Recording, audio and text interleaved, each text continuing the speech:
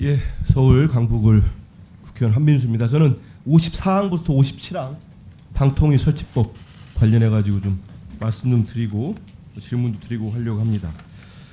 이 김태규 우리 직무대행께 좀 묻겠습니다. 오늘 상정된 법안 이른바 이 방통위 설치법 4건이 류일임 방지법이라고 불리기도 합니다. 언론에서 이게 그 방심위원이나 방심위원장이 직무를 수행하는 데 있어서 헌법이나 법률을 위반했을 경우에는 방심위원에 대한 해촉 요구와 방심위원장에 대한 국회 탄핵소추 의결이 가능하도록 이번 법안이 근거 규정을 마련하는 데 골자가 되어 있습니다.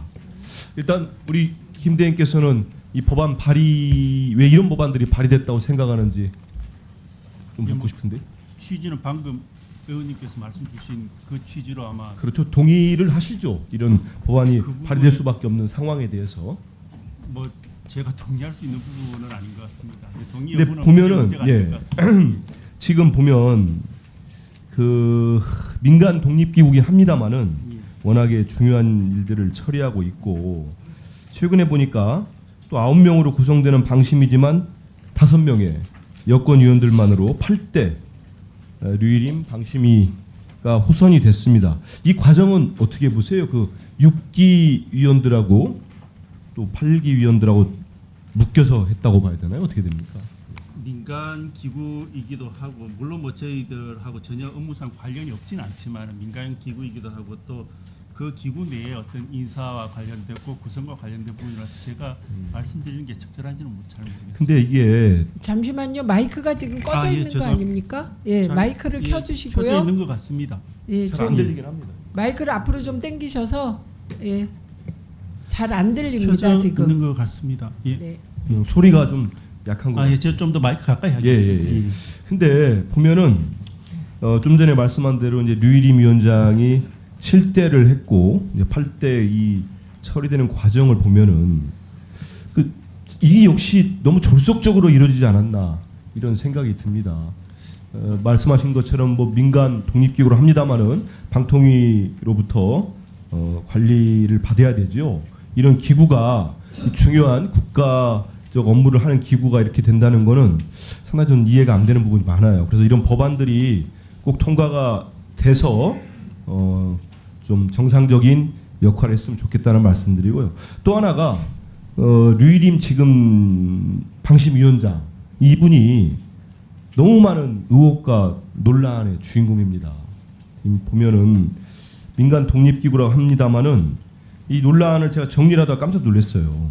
너무 많습니다. 가장 대표적인 게 물론 청부민원 사주 의혹 관련해서 수사까지 받고 있는데 이것뿐만 아니고 가짜 뉴스를 뭐 신속 심의한다면서 논란을 가져왔고 뭐 대통령 관련된 윤석열 대통령 관련된 풍자 영상에 대한 접속을 차단한다든지 또 선방위죠. 선거방송심의위원회를 좀 정치적으로 편향된 인선으로 구성한다든지 방심위원들을 가지고 이제 규칙을 만드는데 이틀막 규칙 개정을 했다는 또 논란을 받고 있고 최근에는 재개발지를 가지고 또 꼼수 증여했다는 의혹까지 지금 언론에 보도가 되고 있습니다. 그렇기 때문에 아무리 민간 독립기구라도 이 방심위원장의 뭐 위원장께서도 아시지만 보수나 직무대행 보면은 통상 장관급으로 분류하고 있지 않습니까? 그럼 여기에 대해서 이 법 개정이 저는 더욱더 커졌다. 법 개정의 필요성이 그렇게 봅니다. 어떻게 보세요, 저의 의견에 대해서는? 뭐 앞서도 드린 말씀드린 것과 같이 지금 민간 독립심의기구입니다. 그래서 제가 나서서 그 독립된 기관의 위원장의 어떤 그 행위 부분에 대해서 평가하는 것은 적절치 않아 보이고요. 근데 이렇게 무슨 말씀 알겠습니다. 근데 이렇게까지 그 중요한 역할을 하는 장관급 대우를 받는 방심위원장을 둘러싸고 이 열거하기 힘들 정도의 논란들이 많습니다. 그러면 여기에 대한 것은 법 개정을 통해서 적절한 통제가 이루어져야 된다. 이런 부분이 있고요. 그리고 또 헌재가 내린 판결도 있습니다. 이게 방심위가 행정기관에 해당이 되고 방심위의 시정 요구가 공권력 행사로서 행정 서분성이 인정된다.